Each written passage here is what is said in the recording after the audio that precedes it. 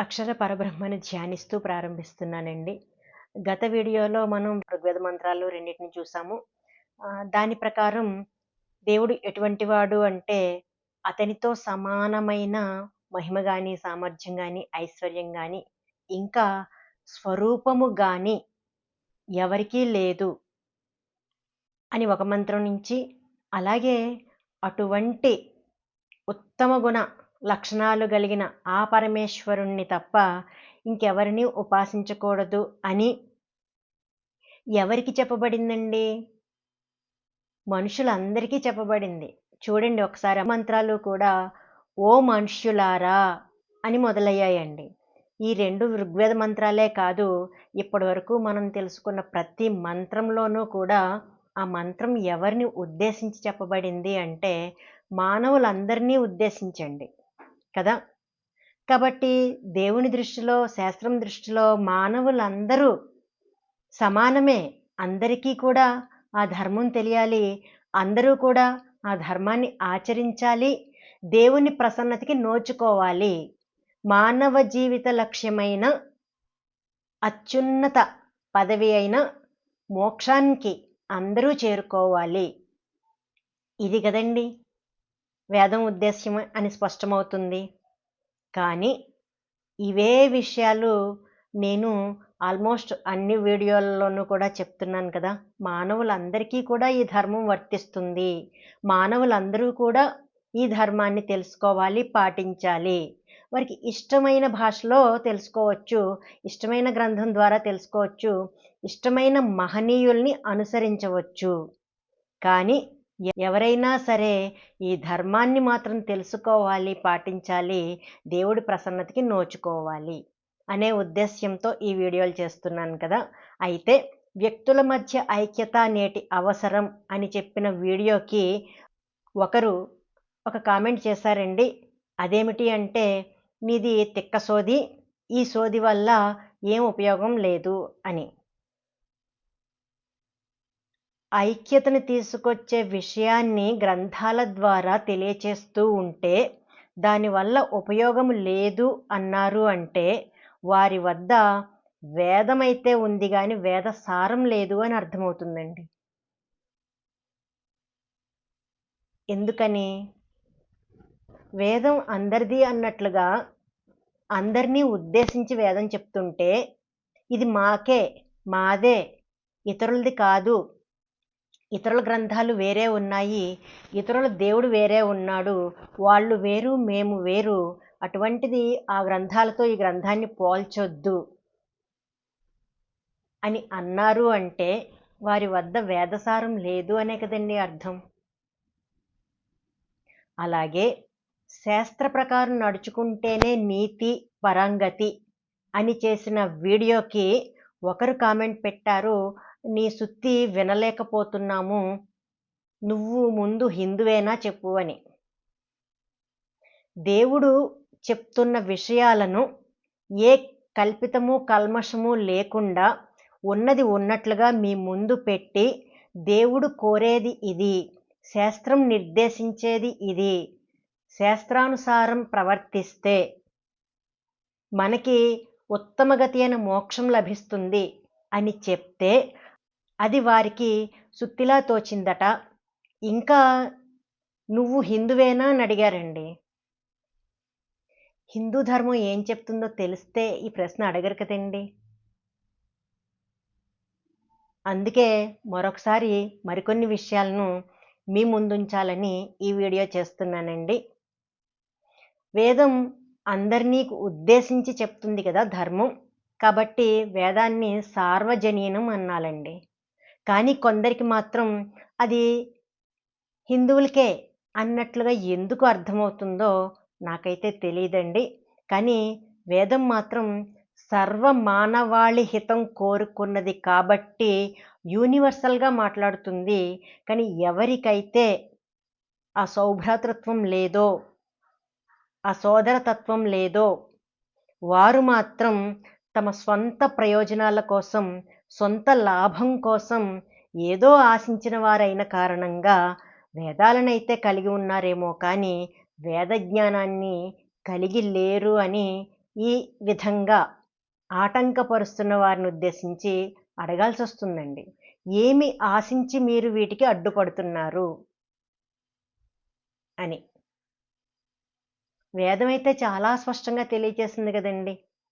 మానవులందరూ ఆ దైవాన్ని యథార్థంగా గుర్తించాలి, ఆ దైవాజ్ఞల ప్రకారం నడుచుకోవాలి, అందరూ కూడా కలిసిమెలిసి ఉండాలి,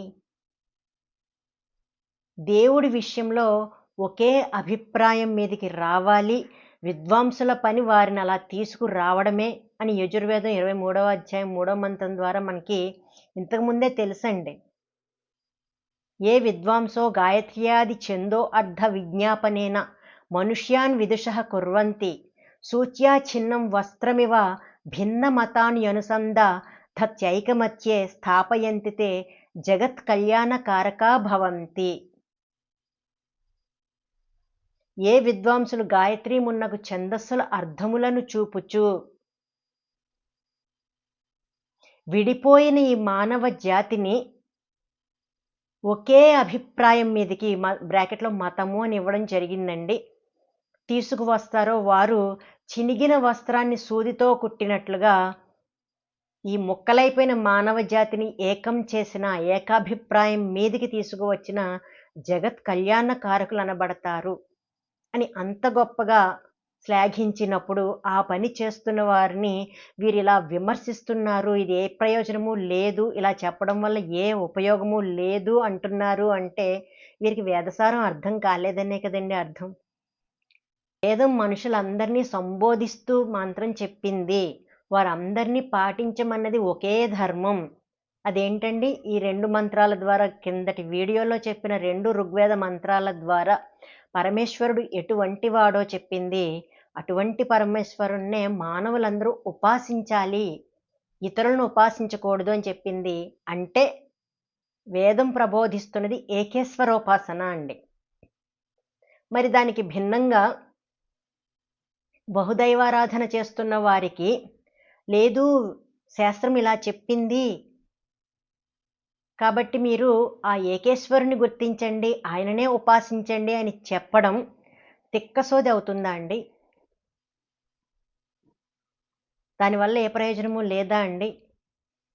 అయితే వీరికిలాగా మాది వేరు వారిది వేరు, మేము వేరు వారు వేరు, మా గ్రంథం వేరు వాళ్ళ గ్రంథం వేరు, మా దేవుడు వేరు వాళ్ళ దేవుడు వేరు,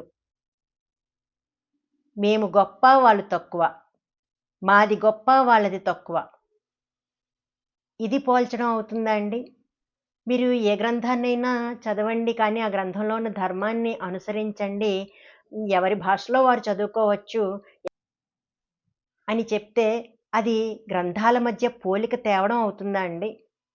లేకపోతే ఏ గ్రంథాన్ని అనుసరించేవారైనా ధర్మం వైపు మరలే అవకాశం ఉందా అండి? ధర్మం వైపు మరలమని చెప్తున్నామా, మతం మారమని చెప్తున్నామా? చెప్పే కోణం ధర్మం అయినప్పుడు దాన్ని మతం కోణంతో చూడడం ఎవరి తప్పు? ఇలా సొంత ప్రయోజనాల కోసం, సొంత లాభం కోసం ఏదో ఆశించి అది జరగట్లేదేమో, దానికి విఘాతం కలుగుతుందేమో అని భయపడేవారు మాత్రమే ఇటువంటి కామెంట్స్ చేస్తారు, ఈ ప్రయత్నాన్ని ఆటంకపరచాలని చూస్తారండి. అడిగితే అంటారు, మీకేం తెలుసు, చరిత్ర చూడండి, ఒకప్పుడు ఇలా జరిగింది అలా జరిగింది, వాళ్ళ వల్ల ఈ ప్రమాదం జరిగింది, ఇంత నష్టం జరిగింది అంటారండి. ఎవరైనా కానీ దుర్మార్గంగా ప్రవర్తించారు అంటే కారణం ఏంటండి? వారికి దైవ ధర్మం తెలియక, శాస్త్రం నిర్దేశించిన శాసనం తెలియక, అప్పుడే కదండి వాళ్ళు తమ స్వంత లాభం కోసం దుర్మార్గానికి ఒడిగడతారు. ఒకవేళ అలా జరిగిందని ఎవరో చెప్పారు, వీళ్ళు నమ్మారు కాబట్టి ఇప్పుడున్న వాళ్ళని హింసించాలి, వాళ్ళని వెలివేయాలి అనుకుంటున్నారు. దీనికి పరిష్కారం వాళ్ళని వెలివేయడమా అండి? ఎవరినైనా కానీ వారికి ధర్మం తెలియచేయడమా? వీరు చేస్తున్నది వెలివేయడం, ఆ విధంగా ఏమీ సాధించలేనిది వీరి ప్రయత్నం వల్ల. కానీ నేను చేస్తున్నది అందరినీ కలుపుకుని అందరినీ ధర్మం వైపుకు తీసుకువెళ్ళడం అండి. దాని వలన ప్రయోజనం ఉంటుంది తప్ప వీరు ఇటువంటి కామెంట్లు చేసేవారు, ఇటువంటి ప్రయత్నాలు చేసేవారు అంటే మత విద్వేషాలను రెచ్చగొట్టి మారణ హోమాలు రగిలిస్తూ కొట్టుకు చావండి అని ప్రజలకు పిలుపునిస్తున్నవారు సాధించేది మంచిదా? అది దేవుడి దృష్టిలో హర్షించదగినదా? లేకపోతే మీరు ఏ మతస్థులైనా పర్వాలేదు, మీ గ్రంథాన్ని మీరు స్టడీ చేయండి, ఆ ప్రకారంగా మాత్రం ఖచ్చితంగా నడుచుకోండి, అప్పుడు మీరు ధర్మాచారులు అవుతారు, దేవుని ప్రసన్నతకు నోచుకుంటారు అని అందరినీ నైతికత వైపు, ధర్మం వైపు తీసుకువెళ్ళడం అనే పని ఎందుకండి మీకు ఇంత కష్టం కలిగిస్తుంది? ఏమి ఆశించి మీరు ఇలా చేస్తున్నారు? ఒక్కసారి ఆలోచించుకోండి, అవలోకించుకోండి. ఒక పిల్లవాడు తప్పు చేస్తే అంటే ఏ దొంగతనం లాంటివో చేసి పట్టుబడితే ఆ కుటుంబ సభ్యులకి ఎంతో అవమానం కలుగుతుందండి. తల కొట్టేసినట్లు అవుతుంది. ఆ భారంతోనే వాళ్ళు బాధపడుతూ ఉంటే ఈ ఇంటి పిల్లవాడు తప్పు చేశాడు కాబట్టి ఈ ఇంటి మొత్తాన్ని ద్వేషించాలి, దూషించాలి, ఇదంతా చెడ్డ కుటుంబం అని దుష్ప్రచారం చేసి వారిని వెలివేయాలి అనుకుంటే ఇతరులు, ఆ కుటుంబానికి ఎంత కష్టం కలుగుతుందండి? ఆలోచించలేమా ఆ మాత్రం? ఇది కాదండి సమస్యకి పరిష్కారం. సంస్కరించాలి. అటువంటి తప్పులు పునరావృతం కాకుండా, తప్పులు ఎవరి వల్లన్నా జరుగుతాయండి, దానికి మతంతో సంబంధం లేదు. ఇది ఎన్నోసార్లు రుజువైన సత్యం. ఎందుకంటే ఏ నేరాలు ఘోరాలు జరిగినా అందులో కేవలం ఒక్క మతస్థులే ఉండట్లేదు. కల్లోలం రేకెత్తించేవారు కేవలం ఒక్క మతస్థులు కాదండి. అలాగే కరుణను చూపించేవారు, తమ కారుణ్యాన్ని వెల్లడించిన వారు కూడా కేవలం ఏ ఒక మతస్థులో కాదండి. వారు పెరిగిన వాతావరణం కానీ ఇంకా ఇతరత్ర కారణాల వల్ల మనుషులు మంచివారుగాను చెడ్డవారుగాను ఉంటారు తప్ప మతాన్ని బట్టి వారిని వర్గీకరించడం అనేది దేవుడి దృష్టిలో తప్పండి. దీనికి రుజువే ప్రతి వేదమంత్రము కూడా మనుషులందరినీ కలిపి సంబోధిస్తుంది, మనుషులందరూ పాటించవలసిన ధర్మాన్ని తెలియచేసింది తప్ప శాస్త్రం దృష్టిలో ఇటువంటి తారతమ్యాలు, మీకున్నటువంటి తారతమ్యాలు శాస్త్రానికి లేవండి. మరి ఆ శాస్త్రం మాది అని గర్వంగా చెప్పుకుంటున్నప్పుడు ఆ శాస్త్ర పరిజ్ఞానం ఉండాలి కదా మనలో. ఇలా వేర్పాటు భావంతో మీరు మాట్లాడుతున్నారు అంటే ఇది ఖచ్చితంగా వేదం నేర్పదండి. దానిని బట్టి చెప్పొచ్చు, మీ దగ్గర వేదం ఉందేమో కానీ వేద జ్ఞానం లేదు, వేద సారం లేదు. గత వీడియోలో చెప్పిన 2 ఋగ్వేద మంత్రాల నుంచి మనకి స్పష్టంగా తెలిసింది, ఆయనకి సాటి సమానమైన స్వరూపం గలవాడు ఎవరూ లేరు. సంపద, ఐశ్వర్యము, మహిమ వీటితో పాటు ఆయనతో సమానమైన స్వరూపము ఎవరికీ లేదు అని చెప్పినప్పుడు ఆయనకి సమానంగా ఒక స్వరూపాన్ని మనం ఏర్పరచడం అనేది తప్పు అని ఎవరికైనా తెలియాలి కదండి. ఈ తప్పు ఎవరు చేస్తున్నా కూడా తెలియాలి. కాబట్టి నేను అన్ని మత గ్రంథాల నుంచి కూడా ఇటువంటి విషయాలు తీసుకొచ్చి చెప్తుంటే ఇది పోల్చడం భావించి అలా పోల్చొద్దు అని హోంకరిస్తున్న వారు, సరే మీ ధర్మం అయితే ఇలా చెప్పింది కదండి, బహుదైవారాధన చెయ్యొద్దంది కదా, దైవానికి సమానంగా ఎవరిని పెట్టొద్దంది కదా, ఇతర జడ పదార్థములను ఉపాసించవద్దు అంది కదా. అదే కదా నేను తెలియచేస్తున్నాను. ఏకేశ్వరోపాసనే చేయమంది, బహుదైవారాధన వద్దంటుంది, విగ్రహారాధన కూడదంటుంది అనే కదా నేను అందిస్తున్నాను.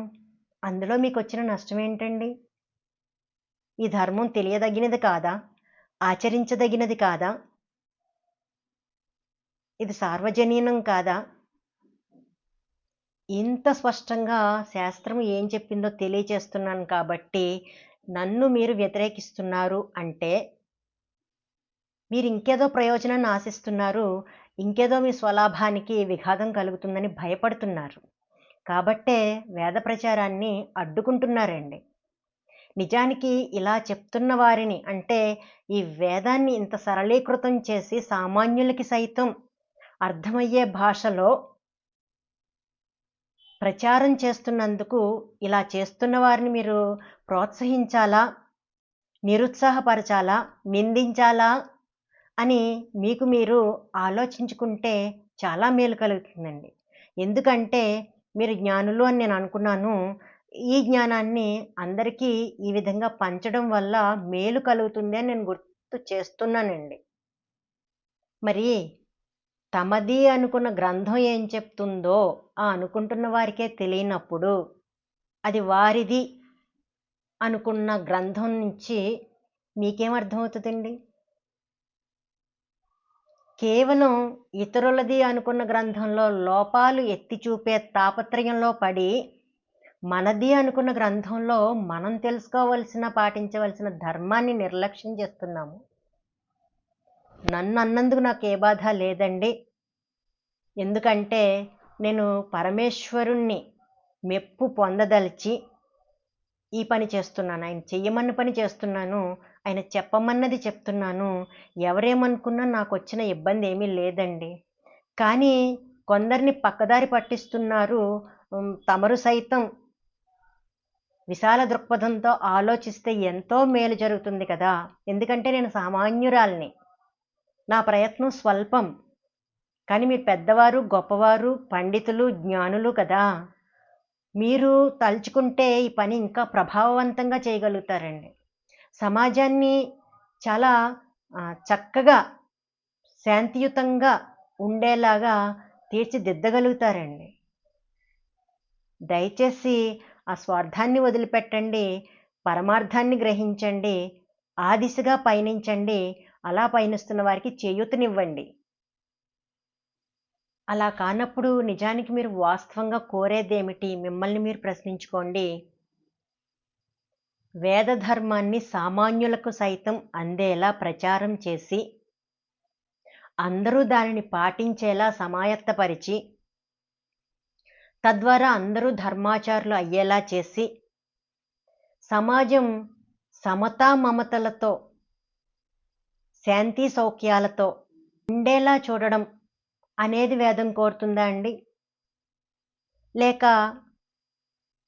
మేము వేరు, మీరు వేరు, వాళ్ళు వేరు, వీళ్ళు వేరు, వాళ్ళ దేవుడు వీళ్ళ దేవుడు వేరు వేరు అంటూ శాస్త్ర విరుద్ధంగా మాట్లాడుతూ మత విద్వేషాలు రెచ్చగొట్టి మారణ హోమాలు రగిలిస్తూ కొట్టుకు చావండి అని చెప్తుందా అండి వేదం? ఈ రెండోదైతే చెప్పట్లేదండి. మొదటిది చెప్తుంది కాబట్టి నేను మొదటి పని చేస్తున్నాను. మరి మిగిలిన వారు ఆలోచించుకోవాలి, తాము రెండో పని చేస్తున్న వారి దృష్టిలో కానీ ఉన్నారా అని. తాము ఏమి ఆశించి ఆ వేదం వద్దన్న పని చేస్తున్నారు, దైవానికి ఏ విధంగా సమాధానం చెప్పుకుంటారు అనేది ఇటువంటి విద్వేష భావాలను రెచ్చగొట్టేవారు, వేర్పాటు ధోరణులను ప్రోత్సహించేవారు ఆలోచించుకోవాలి, అవలోకించుకోవాలి అండి. ఇక్కడితో అయిపోదు కదా. ఇక్కడ చేసిన దానికంతా భగవంతుడి దగ్గర సమాధానం చెప్పాలి కదా. అప్పుడు ఏం చెప్తారు? వేదంలో ఉందా మీరు చేస్తున్నది చెయ్యమని? మానవుల్ని విడదీసేయండి మతం పేరుతో అని వేదంలో ఎక్కడైనా ఉందా అండి? ఉంటే ప్రమాణం చూపించండి, మేము తెలుసుకుంటాము. కొందరు అంటారు చరిత్రలో ఏదో జరిగింది, అప్పుడు వాళ్ళు అన్యాయంగా ప్రవర్తించారు, మన వాళ్ళందరినీ ఇది చేశారు, అది చేశారు, దుర్మార్గంగా ప్రవర్తించారు. నేను ముందే చెప్పాను, ఎవరైనా దుర్మార్గంగా ప్రవర్తిస్తున్నారు, ఇతరుల హక్కులను కొల్లగొడుతున్నారు అంటే వారికి దైవభీతి లేదు. కారణం దైవజ్ఞానం లేదండి, శాస్త్రజ్ఞానం లేక అలా ప్రవర్తిస్తారు ఎవరైనా కానీ, ఏ మతస్థులైనా, ఏ వర్గం వారైనా, ఎవరైనా కానీ. సో మనం గమనించాల్సింది ఆ పరిస్థితులు ఏంటి, వారి అజ్ఞానానికి కారణం ఏంటి, దానిని దూరం చేసే పరిష్కారం ఏంటి, వారికి జ్ఞానాన్ని దగ్గర చేయడమే కదండి. జ్ఞానాన్ని దగ్గర చేయడము అంటే శాస్త్రావగాహన కల్పించడమే కదండి. ఇన్ని వీడియోలలో ఏ ఒక్క దాని వల్ల అయినా ఏ ఒక్కరైనా ఇది ధర్మము, నేను ఈ ప్రకారంగా నడుచుకోవాలి అనుకుంటేనే కదండి. ఇలాంటి ప్రయత్నము ఎంతమంది చేస్తే ఇది సానుకూలమవుతుందండి. అటువంటప్పుడు అందరూ ఆ పని చేయాలా, లేక ఆ పని చేస్తున్న వారిని తోలనాడుతూ, దూషిస్తూ, వక్రీకరిస్తూ ఆ పనికి ఆటంకం కలిగించాలా? ఏది శాస్త్ర సమ్మతము, ఏది శాస్త్ర విరుద్ధము? ఇది ఎవరికి వారు ఆలోచించుకోవాలండి. ఒకవేళ వారు నిజంగానే తప్పు చేస్తే, ఎవరైనా తప్పు చేస్తే వారిని పట్టుకోవడానికి, శిక్షించడానికి, సంస్కరించడానికి వ్యవస్థలు ఏర్పాటు చేసుకున్నాం కదండి. వాటి పని అవి చేస్తాయి కదా. మనం చేయవలసింది ఆ దైవభీతి కలిగించాలి. దైవ ధర్మం వైపు వారిని పురోగమించేలా చేయాలి. దానికి దగ్గర దారి శాస్త్రావగాహన కల్పించడమే కదండి. నాకున్న అతి తక్కువ వనరులతో ఆ పని నేను చేస్తున్నప్పుడు దానిని మీరు ప్రోత్సహించాలా, నిరుత్సాహపరచాలా? ఇది ప్రశ్న అండి. తప్పు చేశారు అనిపిస్తే వాళ్ళని దండించేయడానికి, వారిని వెలివేసేయడానికి, వారిని హింసించడానికి చట్టం ఉంది, ప్రభుత్వం ఉంది, న్యాయ వ్యవస్థ ఉంది, జైలు వ్యవస్థ ఉంది. కానీ అవన్నీ మీ చేతుల్లోకి తీసేసుకుని మీరే వాళ్ళని ఒక ముద్ర వేసి వెలివేసేసి వారిని బాధకి గురి చేస్తే మీకు వేదం, ధర్మం, మానవత్వం, శాస్త్రం ఇలాంటి పెద్ద పదాలు పలికే అర్హతే లేదంటానండి నేను. ఎందుకంటే వేదాన్ని కలిగి ఉన్నారు అంటే వేదం ఏ విధంగా సర్వమానవ సౌభ్రాతృత్వాన్ని, సర్వమానవ ఐక్యతను, సర్వమానవుల్లో ధర్మాచరణను అంటే నైతికతను ఆశించి చెప్పడాన్ని మీరు గమనించొచ్చు. యూనివర్సల్గా మాట్లాడే విధానం ఉంది చూడండి. ఎవరైనా సరే వేద ప్రేమికులైతే దానిని అడాప్ట్ చేసుకోవాలండి. ఇది మన మతం చెప్పింది. ఇలా చెప్తున్నందుకు అది సుత్తి వినలేకపోతున్నాము అనుకునేవారు ఎలా మరి మోక్షాన్ని ఆశిస్తున్నారో, ఎలా పొందుదామనుకుంటున్నారో వారే ఆలోచించుకోవాలండి. ప్రమాణాలతో చెప్తున్న వీడియోల్ని వినే ఓపిక లేదు అని డెలిబరేట్గా చెప్పారు అంటే వారికి ఇష్టమైన మాటలు, వారు కావాలనుకున్న మాటలు లేవన్నమాట వీడియోలో. వారికి నచ్చిన పదజాలం వేరు, వారికి నచ్చిన భావజాలం వేరు. ఇంత చేసి వేదం చెప్పింది ఏకేశ్వరోపాసన అయినప్పుడు బహుదైవారాధన చేస్తూ అది వద్దు అని చెప్తున్న విషయం సుత్తి అని మీకు అనిపించింది అంటే మీరు ఏ స్థాయిలో ఉన్నారో, మీరు ఎంతవరకు హైందవ వాంగ్మయాన్ని కలిగి ఉన్నారో అన్నది ఎవరికి వారు ఆలోచించుకోవాలండి. ఇలాంటి కామెంట్ల ద్వారా ఇంత గొప్ప ప్రయత్నాన్ని అపార్థం చేసుకుంటూ ఆపాలి అని ప్రయత్నిస్తున్న వారు ఇటువంటి వారు చాలామందే ఉన్నారండి. మీరు చాలా కామెంట్లని చూసి ఉండొచ్చు వీడియోలలో. సత్యాన్ని ఆపే వాళ్ళ తీరు ఇలా ఉంటుంది అని ఆ కామెంట్ చూడగానే ఎవరికైనా అర్థమైపోతుందండి. కానీ ప్రచండంగా వెలిగే సూర్యకాంతిని మబ్బులు ఎంతసేపు ఆపుతాయండి? సూర్యుని కాంతిని ఆ పరమేశ్వరుడు ఎలా విశ్వవ్యాప్తం చేశాడో అలాగే సత్యాన్ని కూడా అందరికీ చేర్చడానికి తగిన ఏర్పాటు ఆయన చేశాడండి. ఆ సత్యం కూడా ప్రపంచవ్యాప్తంగా అందరి హృదయాలను చేరే ఏర్పాటు ఆయన చేశాడు. ఏ ఒక్కరూ నాకు తెలియదు ప్రభు అనే అవకాశం ఉండకూడదు అని అందరికీ ఆయన తెలియజేశాడండి సత్యాన్ని. ఎవరైతే దానిని తీసుకుంటారో వారు ధన్యులు, ఎవరైతే దాన్ని తృణీకరిస్తారో వారు మూర్ఖులు, దురదృష్టవంతులు అండి. అపోహలు అనే మబ్బులతో సత్యం అనే సూర్యకాంతిని వారు అడ్డుకోవాలని చూస్తున్నారు. కానీ ఇటువంటి వారి సకల ప్రయత్నాలు విఫలమవుతాయండి. ఎందుకంటే భూత భవిష్యత్ వర్తమానాలు తెలిసిన సర్వజ్ఞుడు ఒకే ఒక్క పరమేశ్వరుడు. ఆయన సర్వ మానవాళికి తన ధర్మం అందే ఏర్పాటు చేసి ఉన్నాడండి. తప్పక చేస్తాడు. ఎందుకు? ఆయన దృష్టిలో మనకున్న భేదభావాలు లేవు కదండి. అందరూ ఆయన బిడ్డలే, అందరినీ ఆయనే సృష్టించాడు. అటువంటప్పుడు ఆయనకి ఎందుకుంటాయండి ఈ తేడాలు? కాబట్టి ఆయన అందరికీ కూడా ఈ ధర్మం అందే ఏర్పాటు చేశాడు. మనం కూడా ఆ ధర్మాన్ని తెలుసుకుని అందించే ప్రయత్నంలో ఉన్నాము. కాబట్టి ఇది తప్పకుండా దేవుడు మెచ్చే ప్రయత్నం అండి. ఈ ప్రయత్నాన్ని ఆటంకపరిచేవారు, ఆపేవారు ఎంతమందైనా ఉండొచ్చు. కానీ ఈ ప్రయత్నాన్ని ఎవరైతే ఇష్టపడతారో వారికి భగవంతుని యొక్క అనుగ్రహం లభిస్తుందండి. వారు ధన్యులు, అదృష్టవంతులు. సత్యం తమ దాకా వచ్చినప్పుడు దానిని స్వీకరించగలిగిన వారు విజ్ఞులు. ఏదో వంక పెట్టి దానిని ఆపాలనుకునేవారు అవివేకులు. ఇద్దరికీ ఒక ఫలితం ఎలా ఉంటుందండి? జ్ఞానికి అవివేకికి ఒకే ఫలితం ఉంటుందా? ఉండదు. జ్ఞానికి చక్కటి బహుమతి అయిన మోక్ష పదవిని ఇస్తాను అని ఎన్నో వీడియోలలో ప్రమాణపూర్వకంగా నేను నిరూపించి ఉన్నానండి. అటువంటి జ్ఞానుల్లో మనం ఒకరం కావాలి.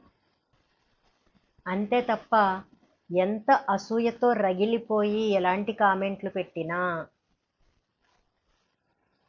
చివరికి గెలిచేది, నిలిచి వెలిగేది సత్యం, ధర్మం. అందుకే సత్యమేవ జయితే అని అన్నారండి. ఇక మనం చూసుకోవాల్సింది ఆ సత్యాన్ని స్వీకరించే వాళ్ళ జాబితాలో ఉన్నామా, దాన్ని తిరస్కరించే వాళ్ళ జాబితాలో ఉన్నామా అని. దైవం అనుగ్రహిస్తే మరిన్ని విలువైన విషయాలతో మరో వీడియోలో కలుద్దామండి. అంతవరకు సెలవు, నమస్కారం. జై హింద్.